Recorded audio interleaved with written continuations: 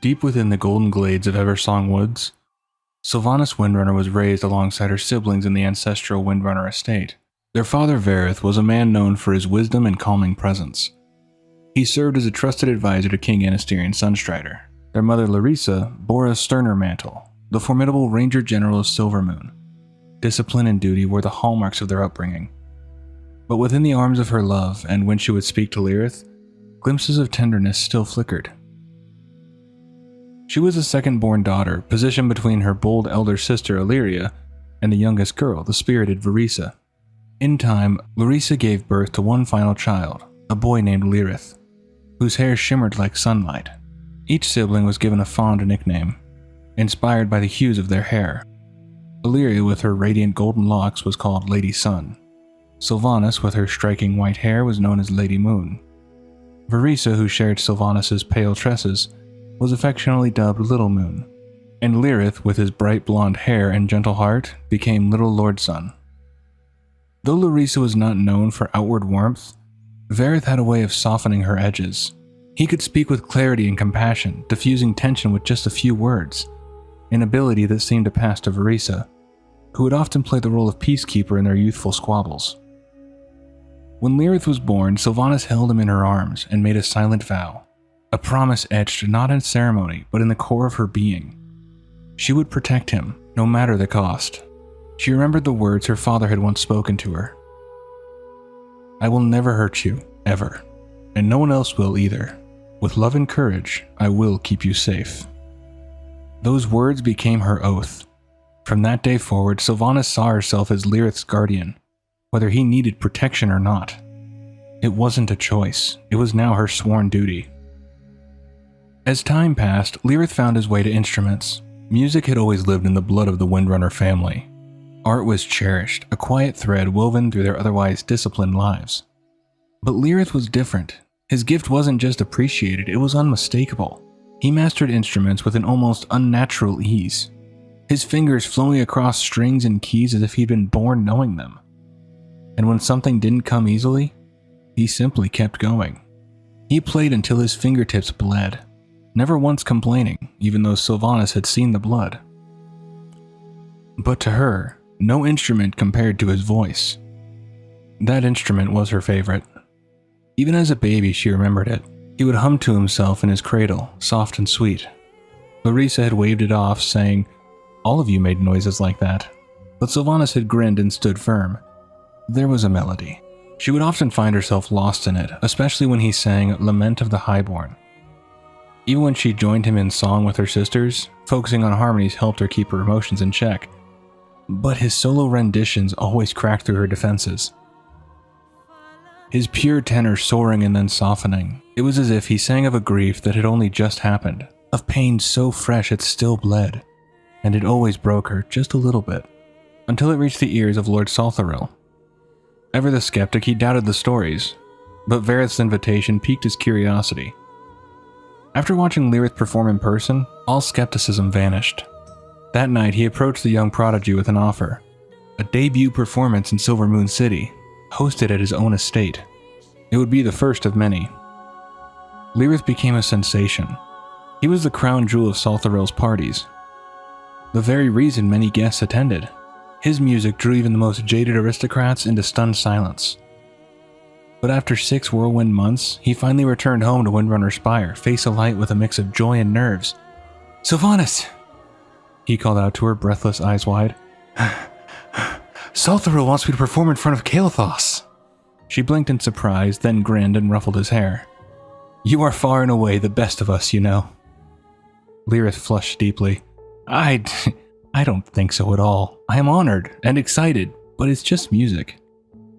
"And it's just Kael'thas," she replied, feigning boredom. "Even Father has to make an appointment when he's in Silvermoon, and now he's coming to see you perform." But the weight of it was catching up to him. His eyes shifted and his voice dropped. Sylvanas? What if I'm awful?" She gave a knowing smile. "You won't be. You will captivate him just like you do everyone else." Still, the nerves lingered. "Mother and Father will be there to cheer you on," she added gently, hoping it would soothe the uncertainty building in him. How can you be sure I won't mess it up? She raised a brow. Do you think that Saltharil would have invited Kael'thas, who is hardly ever here, to a performance if he thought you would embarrass him? That made him laugh, the tension breaking like a snapped string. I cannot argue with you. You always win anyway. Lirath replied with a grin. Of course I do, little lord son. Always remember that. But fate had other plans. Shortly before the grand performance, word arrived that Lireesa and Verath had been summoned away on urgent business. Duty once again eclipsed joy. Alleria, now acting Ranger General in her mother's absence, was required to remain behind to coordinate the Farstriders if needed. Sylvanas and Vereesa, despite their pleading, were deemed too young to attend the event unaccompanied. Before departing, Lireesa placed a hand on her son's shoulder. Her voice was steady, though her eyes betrayed the guilt she carried. She looked him in the eye and said softly that she regretted her duty had pulled her away from such a milestone in his life. If not for this, she said, there would be nothing keeping them from coming. But duty must always come before pleasure. And so, for the most important performance of his life, before the Prince of Silvermoon himself, Lirath would take the stage alone, but not unloved. Lirath said he understood, and perhaps on some level he did. He knew their parents had duties that could not be ignored, and that his sisters, Alleria bound by leadership, Sylvanas and Vereesa by age, had not chosen to stay behind. But knowing didn't make the ache any less sharp, even if he didn't want to admit it. Sylvanas had always been able to read him. From the time he could barely form sentences, his face spoke volumes. And now, as he stood there trying to wear a brave smile, she could see through it with ease. No, really, Lady Moon, it's all right. Our parents have more important things to do than sit and watch me play. He said the words with practiced ease, but the hollowness in his tone betrayed the truth. It stung, and for Sylvanas, it stung too. No, they don't, she thought bitterly. Watching him perform wasn't some trivial indulgence, it mattered. He mattered. And though he was trying to be strong, Sylvanas knew that deep down, her little brother's heart was breaking. She crossed her arms, eyes narrowing at the horizon. It is cruel of Mother to insist that Alleria remain here. If there's trouble, a messenger could just as easily go to the Haven and notify the Farstriders there. But both of them knew the truth. It wasn't about defense strategy, it wasn't about protocol. It was punishment. Lireesa and Alleria had been at odds again. Sharp words, sharp tempers, and a disagreement over Alleria's training. This wasn't a tactical decision. It was a reminder that the title of Ranger General still held weight, and that even Alleria, Lady Sun herself, was expected to obey. Sylvanas could almost hear the silent message behind their mother's absence. You are not in charge yet. It was petty, it was cruel, and worst of all, it hurt Lirath, who had done nothing to deserve it. Sylvanas stepped forward and wrapped her arms around her little brother, holding him tightly. We are all very proud of you, she whispered to him, and we love you. He pulled back just enough to meet her gaze. His smile was soft, but his eyes were shadowed. I do know that, truly. Well... And then he turned away, heading for the stables in silence. A moment later, the sound of hooves echoed through the courtyard as Lirath saddled his hawkstrider and rode off, leaving his sisters behind in the dust. Sylvanas watched him disappear into the distance, her fists clenched at her sides. Little Lord Sun deserved better than this, she thought, heart heavy, and if the world wasn't going to give it to him, then she would. Even if it meant bending a few rules, even if it meant facing down Lireesa herself. She just had to convince Lady Sun. She was the eldest, the most disciplined of the Windrunner siblings, and she'd already taken on more responsibility in their mother's absence. So when Sylvanas made her pitch, sneaking into the performance to support Lirath, Alleria's response came swiftly, sharp as an arrow loosed from a bow. Absolutely not. One of these days, your intrigues are going to get you into some real trouble. Sylvanas didn't miss a beat, folding her arms and raising a brow. Now you sound just like father. They don't ever really hurt anyone. But Alleria was unmoved. She crossed her arms and lifted a single unimpressed eyebrow. Sylvanas rolled her eyes. That was one time, and no one is going to die from sugaring their meal instead of salting it. Even as she spoke, her mind flicked back to one of Verath's many exasperated lectures, delivered after she'd once again snuck somewhere she wasn't meant to be. At the time, she'd insisted it was training. She was sharpening her hunting skills after all. But Verath had just sighed deeply and gestured toward the bucket of water she'd rigged over a doorway. The enemy will not be defeated by a bucket of water falling on their head. She had grinned and shrugged. It would certainly catch them off guard. That earned another of his long, dramatic sighs. Ah, my darling girl. Sometimes I fear the greatest threat to this nation is a clever, idle mind. That memory made her smile now, even as she returned her focus to the increasingly skeptical Alleria. I mean, really, Sylvanas said, pressing her case again. We all know you're just going to stay here and not be called. You'll end up shooting arrows with Vereesa until Mother returns, just like always.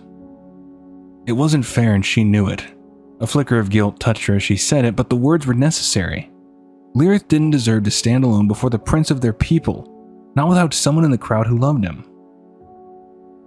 I'll slip in, watch him play for a little while, and then slip back out, and come straight home, Sylvanas added quickly, hoping Alleria had forgotten one small detail, that Lorthamar would be in attendance. Lorthamar Theron, who knew all the Windrunners by name and face, and who absolutely would recognize her on sight. But she pushed the thought aside. Before Alleria could answer, another voice chimed in. Gentle, diplomatic Vereesa, the peacemaker as always. All Lirath wants is someone in the audience who loves him. Wouldn't you want the same if you were performing in front of Prince Kael'thas? The question settled into the room like a warm breeze through open windows. Alleria paused, her expression softening as the silence grew between them. Finally, she sighed. Yes, I would. Very well, Lady Moon, you win. I will keep your secret, just don't be so you. Sylvanas snorted with laughter. She knew exactly what Alleria meant. I'll be the perfect lady, she said with mock formality, already planning her next move. But if she was going to blend in with Silvermoon's elite, she'd need help, namely getting into one of their mother's formal gowns. The dress felt strange, heavier than her armor, more fragile than her leathers. She wasn't one for lace or layered skirts, and neither were her sisters. None of the Windrunner women were particularly fond of finery. Still, the life their parents led occasionally required it, and Lireesa had the wardrobe to prove it. With her hair styled, the dress adjusted, and a wide-brimmed hat pulled neatly onto her head, Sylvanas stepped in front of the mirror. She blinked, startled by the reflection that stared back. For a moment, she didn't recognize herself, but then she smiled. With a quick curtsy to her reflection, equal parts mocking and sincere, Sylvanas turned on her heel and swept out the door. Lady Moon was going to see her little lord son shine. Sylvanas slipped along the corridor's shadowed edge, the brim of her hat angled low as she listened to the music spilling from the hall. The melody sounded dangerously familiar, Lyra's kind of piece, and panic pricked her spine. Had she missed him? Then a second instrument entered, intertwining with the first. Relief loosened her shoulders. Not yet, she still had time. She drifted along the room's perimeter, her eyes skimming faces, columns, exits. Across the crowd she spotted Lorthamar, unmistakable even at a distance. She pivoted immediately, keeping to the opposite wall to starve any chance of his glance finding her. A voice at her back cut through the commotion. Good day, my lady. I do not believe we've met. Allow me to introduce myself. I am Arcanist Shenathran. She ducked her chin, letting the hat cast a deeper shadow over her features, and responded with practiced grace. Two false names conjured without a tremor. When he offered to fetch a drink, she accepted with a mild smile. As soon as he threaded into the crowd, she slipped the other way, hunting for her little lord son. Sylvanas! She turned to find Lirath, blue eyes wide, the color of the finest summer day. You are going to get in so much trouble, Lirath said to her. I'll be fine. When do you go on? In just a few minutes. I was going to get a cup of punch. My mouth is so dry. She bit back the urge to crush him in a hug. He was aglow, the nearness of the stage sparking in his eyes. Her concern slipped out as a sharper edge than she intended. Don't get so choked up that you cannot sing. He grinned. You could leave right now and I'll sing like the Thalassian red songbird.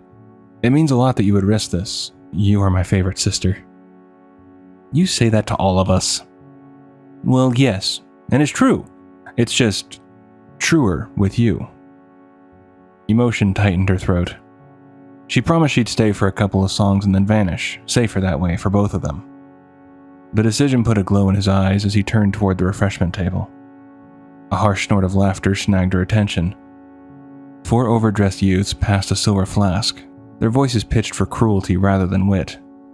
If I tapped him on the shoulder, he would probably fall over, one said, and heat flared in Sylvanas' veins. She locked her jaw and kept silent, though her fist curled beneath her gloves. He had a growth spurt, that was all. Taller now than anyone but their father. Not weak, just a body still finding balance with its new height. The ringleader wasn't finished. I hear they tried to teach him how to fight and he was terrible, absolutely useless. Lirath faltered mid-step. But isn't his mother Ranger General? Another boy asked. Yes, that's what makes it worse. They have to be so embarrassed. Lirath straightened, squared his shoulders, and strode toward the front. Sylvanas' heart pounded in her ears. Her whole body felt drawn taut as a bowstring. Their sneers followed him. I'm sure that'll be handy in a duel. Now, brother, he does not have to fight. He can just sing a tragic song about the battle. The words cut because they grazed the truth. With instruments, Lirath was all grace and instinct. With weapons, that grace fled him. No matter how he tried, the forms wouldn't settle into his limbs. The laughter of those boys would echo in her memory for a long time. She saw Lirath's reaction, she felt his pain. And though the fury in her chest was hot as fire, the second breath calmed it, cool and calculating. Not here, not now. She wouldn't ruin this for him. This was his moment, his royal debut. And no pack of vermin would take that from him. But later, oh later, Sylvanas would remember every face, every name, and little Lord Sun would shine again with no shadows to mar his light. At last, Sylvanas laid eyes on him, Prince Kael'thas Sunstrider, resplendent in crimson and gold. There was no need for him to boast, no anxious tugging at sleeves or exaggerated posturing to assert his presence like the other nobles scattered across the estate. Kael'thas didn't have to prove anything. He wore his nobility like a second skin, regal and effortless. He moved with quiet assurance, nodding graciously to those he knew, and when he finally took his seat, the entire hall seemed to fall in line with him. One by one, the others followed, breath held for the performance ahead. Lord Salthoril rose with a grin, lifting a glass in welcome before gesturing to the stage. With a flourish, he announced the evening's featured performer, Lireisa Windrunner. Sylvanas' heartbeat echoed in her ears. As Lirath stepped into view, the earlier laughter of the bullies flared to life in her memory like a sickness, spreading across her thoughts. He is thin and slight, she thought bitterly, their words gnawing at the edges of her composure. But her brother's expression was calm, unshaken. He bowed gracefully, stepped forward, and raised his flute to his lips. The moment the first note filled the hall, the transformation was complete. Sylvanas allowed herself a slow smile. No one could do what Lirath did. It was good the youths were seeing the power her brother could wield, but it wasn't going to save them. His music was haunting, beautiful, enchanting. In that instant, the crowd no longer saw a lanky boy from a famed family. They saw an artist, a soul poured into melody. And Sylvanas, hidden behind borrowed silk and a shadowed hat, felt her heart swell with pride. But pride wasn't all she felt. As the final note of the song faded into the breathless silence, Sylvanas quietly rose and slipped out of the ballroom, unnoticed by the now transfixed audience. She moved with purpose, skirts rustling softly as she made her way to the stables. Her mount, Snap, greeted her with a quiet huff as she dug through her saddlebags, searching until her fingers brushed a small pouch. This will teach them to beware what words leave their mouths, she murmured, giving Snap an affectionate pat before turning back toward the estate. When she returned, Lirath had stepped away for a short intermission. He stood surrounded by admirers, their compliments trailing behind him like silk ribbons. Sylvanas paused, watching him from the edge of the crowd. He looked radiant, alive in a way she hadn't seen since childhood. Her heart warmed, but it didn't soften, not yet. There had been 5 of them. 5 who had pointed and laughed at someone they perceived as lesser just because he had more talent and brains than muscles. 5 who had assumed that just because he couldn't fight, her little lord son was worthless. You sharpen your tongue at my brother's expense, your speech will pay the price, Sylvanas thought. She made her way to the least crowded refreshments table, where a cluster of untouched goblets shimmered in the soft light of the chandeliers. She set her gloved hands on 5 of them, carefully chosen, close together but not too conspicuous. From her bodice, she retrieved the packet, wound root powder. Odorless, tasteless, and entirely non-lethal. but for the next hour, its victims would struggle to form coherent words.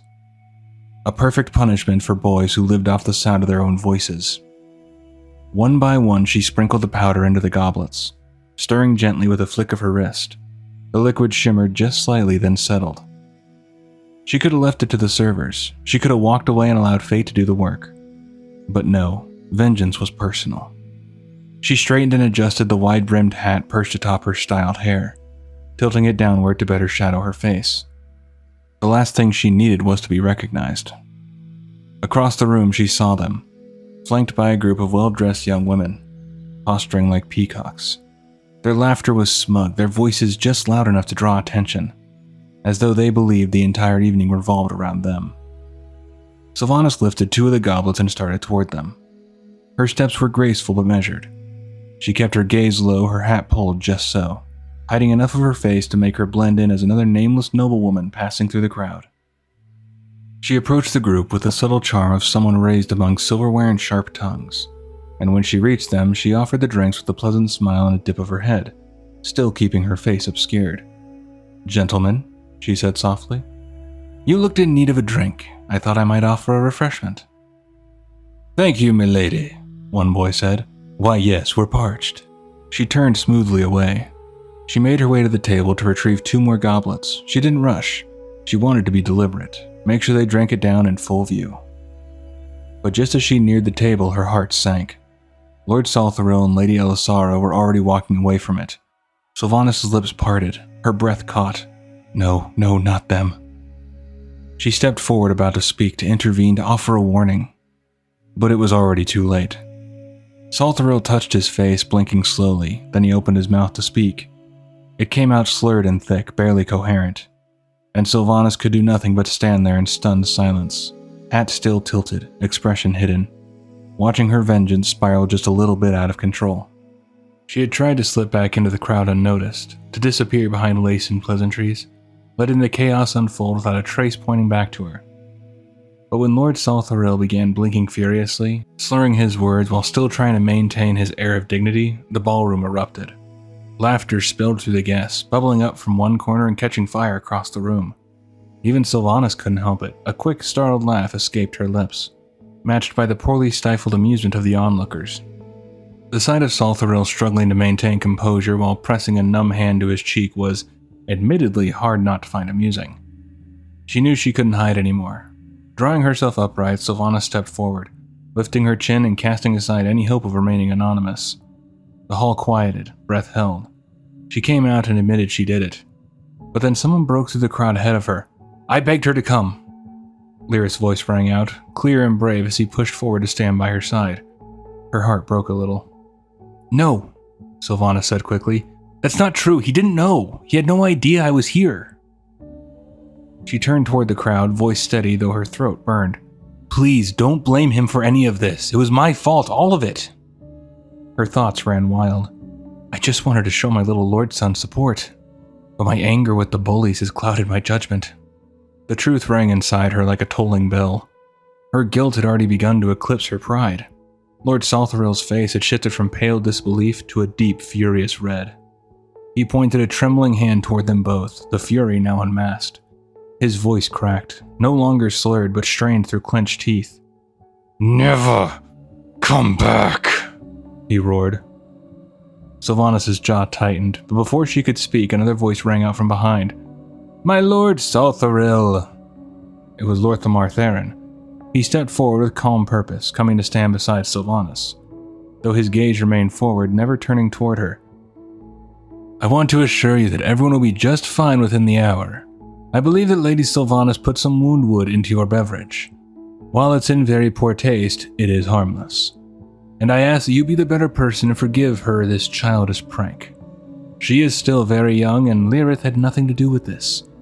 I am sure the advisor and the Ranger General would appreciate this kindness." The words struck like arrows. She flinched, not outwardly but inside. Very poor taste? Childish prank? It wasn't cruel, just true. That was worse. She bit her lip hard, forcing herself to remain silent. Another voice rose, calm and measured, yet unmistakable. Prince Kael'thas himself. "I agree with Theron. The Windrunner family has served the Sunstriders for generations. Surely what was intended as a harmless prank by a high-spirited girl can be forgiven. And I should very much miss the boy's music. Very much. A ripple of sharp intake swept through the room. Sylvanas blinked in surprise, barely able to register the weight of the prince's words.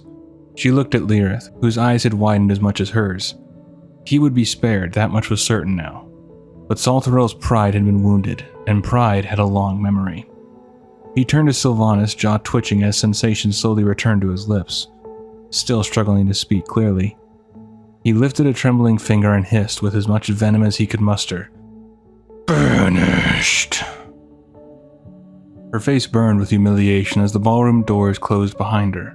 Inside, her thoughts churned like a storm. Anger, shame, guilt, pride. They all fought for dominance in her chest. She didn't go home, not yet. Instead, she rode until the warmth of music and candlelight was far behind her. Tethered snapped to a tree off the road and climbed atop a large boulder where the woods met the path. There she sat beneath the open sky, dress rumpled and hat discarded beside her, letting the silence stretch long into the night. She just sat there waiting, thinking, letting the stillness press in from all sides. The stars shifted overhead. The wind stirred gently through the trees, time felt suspended. And then, the sound of a hawkstrider. The soft, rhythmic sound of a hawkstrider's gait approached from down the trail. She looked up to see Lirath riding toward her, his silhouette framed in moonlight, posture upright yet calm in the saddle. He rode closer, and when he reached her, she remained perched atop the boulder, positioned just high enough that they were nearly eye level. For a moment they simply regarded each other, two Windrunners alone in the quiet. Then Sylvanas spoke. She apologized profusely, her words tumbling out in one long breath. She told him how sorry she was, that she never meant to ruin his debut, that it wasn't supposed to end this way. He listened quietly, his face unreadable. Then, with a soft sigh and a faint crooked smile, he said, "Well, you got yourself banished, so we'll call it even." Sylvanas let out a short breath of relief, managing a half smile. "It's no real loss. I would never attend his parties anyway." With that, she swung a leg over the edge of the boulder and climbed down. Landing lightly beside her hawkstrider, she untied Snap's reins, mounted up, and together the two of them began the slow ride back toward home. After a while, Lirath glanced sideways at her. "Why did you put the wound wood in his punch?" She kept her eyes forward. "It wasn't meant for him. He picked up the cut by accident. I really am sorry about that. But it was funny." Lirath arched an eyebrow. "Who was it for then?" Sylvanas didn't answer. She didn't need to. "Oh," he said softly, piecing it together. Her grip on the reins tightened. "I couldn't let stand what they said about you, especially since I know you heard it. That might have made you ruin your performance for the prince. It was worth getting banished to see them blubbering and drooling.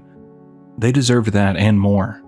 Lirath was quiet again, and then thoughtfully, "You do realize they thought they had been poisoned." The realization struck Sylvanas like a slap. That thought had never even crossed her mind, not once. And the worst part was, she didn't regret it. "I didn't think so," Lirath said kindly. "But Lady Moon, you are sometimes too single-minded. People will end up getting hurt." She swallowed hard and nodded. "I'll be better," she promised. "I didn't mean for it to go that far." "In the meantime, everything turned out fine. You still get to perform, and I won't have to attend dull soirees." She looked over, expecting a laugh from him at that thought, but he remained quiet. "Sylvanas?" he said, and his voice no longer sounded like her little brother's. It was older, wiser, wounded. "Do you really think that was the first time I had heard that?" Her eyes widened, breath catching in her throat. "Oh, Lirath, no. It happens every time I play. Someone always points out that I must be the disappointment of the family, that I'm too weak to be worth anything, and what if they're right?" Her heart shattered. How could he think this? How could he not know how deeply his music affected people? How his family was in awe of his skill? She tried to gather herself, but only one sentence came out. "Lirath, no, that's not true at all." But he wasn't finished. Maybe I should spend more time training. I should learn to fight, to defend myself and others who can't. Become a ranger just like the rest of you. Saving people is much more important than just entertaining them. Her mind spiraled. Visions of him in battle, wounded, chased through the wild like Alleria had once been. Blood, fear, loss? No, not Lirath. He wasn't meant for the battlefield. He had a different gift. One just as powerful. Music. It soothed what blades could not. It reached where arrows could never fly. He was warmth. He was light. She needed that light to remain unscathed by war and death.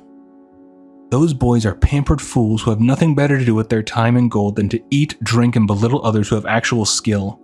Pay no attention to them. Being a ranger in this household is nothing new. Being a musician and having Kael'thas himself rush to your defense, that's something special. Don't underestimate the value of what you do, Lirath. There is more than one way to save people, and one of those ways is giving them a respite from worry and fear by offering peace and beauty. We couldn't be prouder of you. He looked at her and the tension in his shoulders eased. A small, thankful nod. The words had landed. She exhaled, quietly relieved. Perhaps that would be the last time rangering would come up. It wasn't a life for Lirath. She lightened her tone, nudging Snap into a gentle trot. We will still have plenty to do together, even if I can't go to Saltharil's parties. We Windrunners make our own entertainment.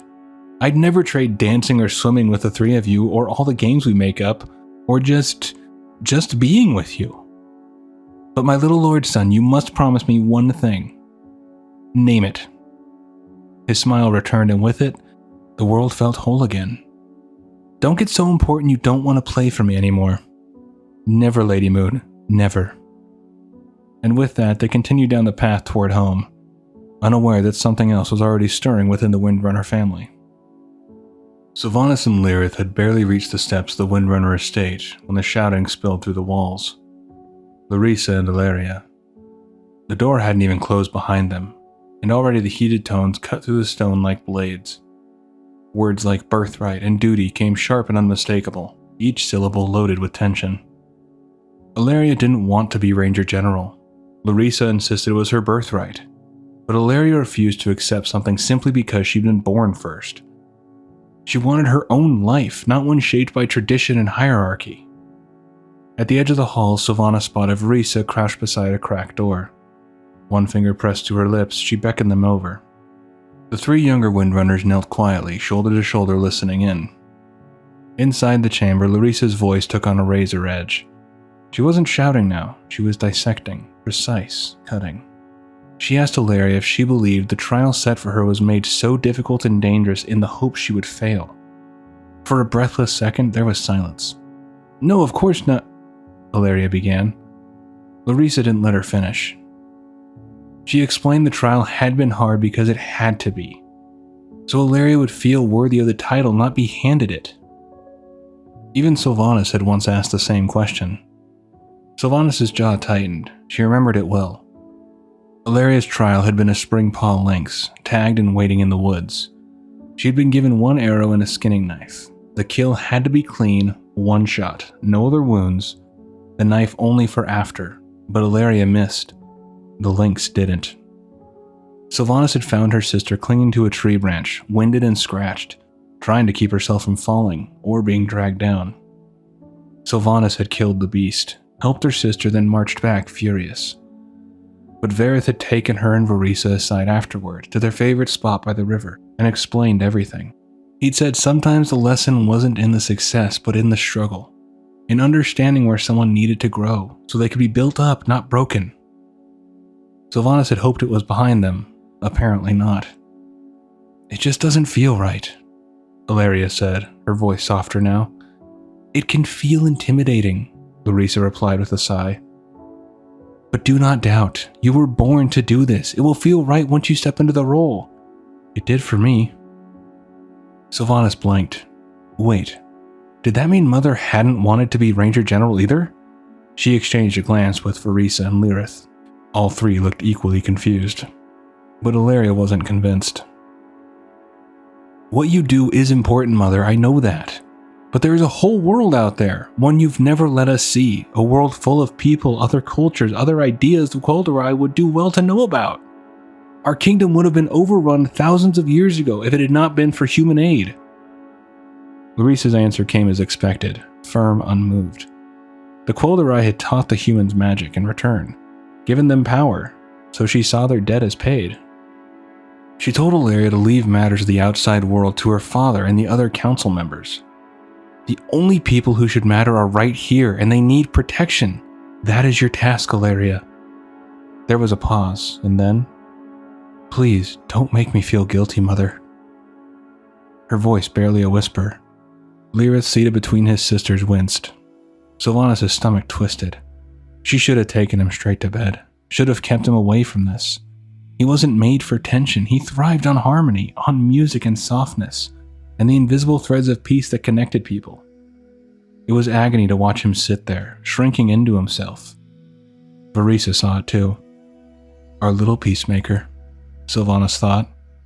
The two eldest had inherited all of Lireesa's fire, but Vereesa and Lirath had their father's calm, his love of balance. At least it's an even number to balance it out. "It will be all right, Lirath," Vereesa whispered gently. "They will figure out what is best. Come now, let's go to bed." Lirath stood reluctantly. He let her guide him down the hall, but just before they disappeared, he glanced back. The look he gave Sylvanas stopped her cold, hollow, hurt. Today had been his day. It should have been about him. Instead, their parents were called away. Sylvanas nearly ruined everything, and now this. More shouting, more arguing, more drama. Lirath didn't deserve this on a day as special as this. She waited until the voices inside dropped, no longer sharp but wary. The storm had blown itself out. Later that night, Sylvanas lay beneath the covers, pulled high to her chin. She stared out the window at the blue-black sky, pinpricked with stars. Somewhere in the distance, she heard a lone bird call, one of the night-guarding hawks circling the spire. She would make it up to him tomorrow. They'd go to their favorite spot, just the two of them. She'd pack a picnic. They'd stay until the fireflies came. And then a memory stirred. Lirath, 4 years old, spinning barefoot in the grass beneath the twilight, piping a little tune while fireflies blinked and flickered around them. "Look, Lady Moon! Even the stars have come to dance!" Sylvanas smiled faintly, her throat tight. "If ever the stars would come to dance," she whispered, "it would be for you, baby brother. Only for you." The day had slipped by in pages of parchments and hushed conversation. Sylvanas had spent hours bent over ancient texts with her father, dissecting strategy, elven history, and the politics that came with being born a Windrunner. It wasn't unpleasant. Verath had a way of making even the driest lesson feel like preparation for something greater. But by the time her study was done, she was desperate for fresh air, and time with her brother. Lirath had grown hard to catch lately. Silvermoon had claimed him more and more with each passing week. Prince Kael'thas had insisted that he move into the artist's quarters and begin a formal apprenticeship. A high honor. Sylvanas suspected he wouldn't be long before the title of royal musician was bestowed upon him. It made her proud, and quietly nervous. The world was beginning to see in him what the Windrunners always had. But today, she had him. Their favorite place was the beach below Windrunner Spire, where the land gave way to waves and the sky stretched wide. On sunny days, they swam until their fingers pruned. On gray days, they wandered the shoreline, feet in the sand, collecting sea glass and half-buried shells like hidden treasures. Today was somewhere in between, overcast but warm. The tide was calm. Sylvanas and Lirath followed the winding path down the cliffs together, boots in hand, stepping onto the sand where the beach stretched wide and inviting. As always, Lirath veered toward the tide pools the moment they reached the shore. He had a habit, one Sylvanas had seen since they were small. Every time they came here, he checked the same spot, knowing fish often became trapped when the water receded. And sure enough, there was one today. Every time. Sylvanas murmured with a smile as she watched him wade into the shallows. With cupped hands, Lirath gently scooped the little creature from the pool, cradling it like something precious. Then he made his way to the surf and released it into deeper waters, only to grin over his shoulder and, without warning, dive headfirst into the next wave. Sylvanas laughed, shaking her head, and made her way toward a flat, sun-warmed stone just above the tide line. She settled down, letting the familiar rhythm of the waves lull her, the ocean breeze brushing through her hair. Just for a second, she closed her eyes. When she opened them, the sun was touching the horizon, drenched in golden fire. She blinked. Had she fallen asleep? Groaning, she sat up and brushed sand from her arms. She hadn't meant to nap, not with time so scarce between Lirath's studies and performances. Frustrated at herself, she stood and scanned the beach, but he was gone. Her heart stuttered. She called his name once, twice. No answer. Panic prickled along her spine. Her gaze swept the waves. Time slowed, the air thinned. And then, there, a shape in the water, face down, unmoving. Her breath caught, and without hesitation she bolted into the waves, the cold slamming into her like a wall. She swam with frantic power, cutting through the surf until she reached him. She turned him over, arms trembling. "Thank you for the rescue, Lady Moon." Lirath's voice, calm and amused. Her heart nearly stopped in her chest. The fear washed out all at once, leaving her dizzy, but not dizzy enough to stop her fist. She punched him square in the shoulder. "You scared me half to death!" she snapped, voice trembling with leftover terror. "How did you even hold your breath that long? What do you think happens to lungs when you play wind instruments for hours a day? It's the perfect prank!" She glared at him, soaked and shivering. "You are very bad at pranks, little lord son. Never pull one on me again." The grin on his face faltered. Only then did he see the depth of her distress. He hadn't thought it would affect her like this. Hadn't thought it through. She stood there, taking deep, ragged breaths, fists clenched at her sides. Then slowly she stepped forward and wrapped her arms around him. Her cheek resting against his ocean-chilled shoulder. His skin was cold, but he was breathing, his heartbeat steady. He hugged her back without hesitation. "I'm sorry," he whispered. Sylvanas said nothing at first. Her thoughts drifted. Back to Saltharill's soiree, to the woundwood powder, the wide, panicked eyes of boys who thought they'd been poisoned. Suddenly, it didn't seem quite so funny anymore. She let out a breath and stepped back, brushing wet hair from her face. "You know, maybe we should both stop playing pranks." Lirath nodded in agreement. Sylvanas raised an eyebrow. "Except, of course, on people who really deserve them." He grinned again, the real grin this time. Agreed. Together they trudged up the beach, shoulder to shoulder, the sky above them streaked with pink and violet. They didn't speak again until they were nearly back to the estate, but the silence between them wasn't heavy. It was peaceful. And before we end off today, I just wanted to say something. Just like what Sylvanas said to Lirath, don't underestimate the value of what you do. You matter to someone, and you're doing great. Keep it up. Thank you for checking this out. I hope to see you in the next one. Please take care of yourself.